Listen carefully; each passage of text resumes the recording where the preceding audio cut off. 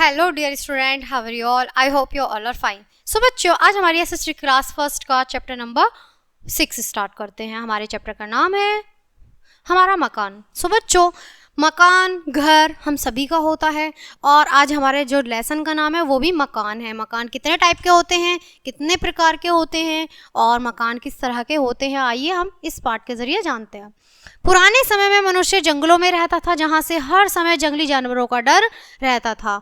सर्दी गर्मी तथा वर्षा से भी वह बहुत परेशान रहता था।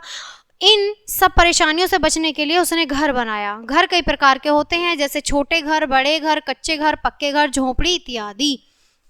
देख रहे हैं बच्चों कितने प्रकार के होते हैं, छोटे घर, बड़े घर, कच्चे घर, पक्के घर और झोपड़ी आदि। ठीक है, आइए सबसे पहले छोटे और बड़े घर देख लेते हैं। चित्र में भी बच्चों ये छोटे घर और बड़े घर, कच्चे घर और पक्के घर दिखाई दे रहे हैं। ये कच्चा घर है, ये पक्का घर है, ये बड़ा घर है, ये छोटा घर है। ठीक है, इस तरह से झोपड़ी वगैरह दिखाई दे रही है। आइए छोटे और बड़े घर पढ़ लेते हैं। ठीक है,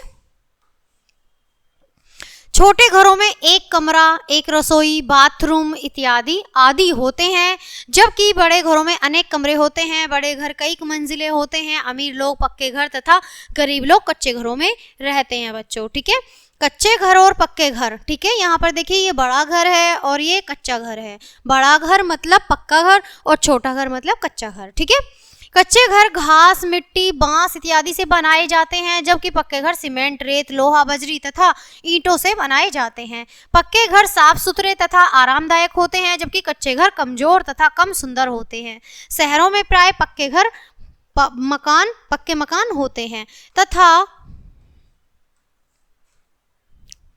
तथा गांव में कच्चे मकान अथवा झोपड़ियां होती हैं। एक अच्छा मकान हवादार, प्रकाशयुक्त तथा साफ सुथरा होना चाहिए। जानवरों के घर। अब बच्चों बात करते हैं जानवरों के घरों की। ठीक है, हम अपने पालतू जानवरों के लिए भी घर बनाते हैं, जैसे गाय के लिए गौशाला, भेड़ बकरियों के लिए बाड़ा तथा घोड़े के लिए अस्तबल आदि बनाते हैं। इसी प्रकार से जंगली जानवर तथा पशु पक्षी भी अपने लिए घर बनाते हैं। सांप, खरगोश, चूहा आदि के घरों को बिल कहते हैं। शेर अन्य हिंसक जानवर माद तथा गुफाओं में रहते हैं। पक्षी घोंसले में रहते हैं। मकड़ी जाला बनाकर रहती है। मधुमक्खी छत्ता बनाकर रहती है। मुर्गे मुर्गियां दड़वे में रहते हैं। मछलियां तालाब में रहती हैं। इस प्रकार घर हम सबकी मूल आवश्यकता है और सभी लोग क्या होता है, चाहे वो जीव हो या फिर वो मनुष्य हो, सभी लोग क्या घर में रहते हैं। ठीक है बच्चों, देखिए यहाँ पर चित्र दी गई है। ये गौशाला है जहाँ गाय होती है। ये मछलियों का घर है। ठीक है, जो फिश टैंक होता है।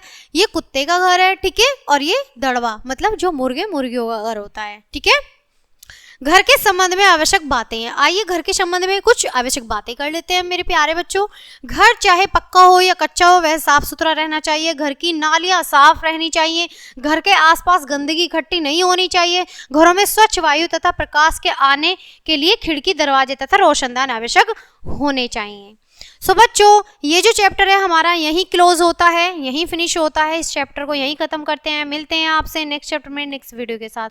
तब तक के लिए बाय बाय प्यारे बच्चों।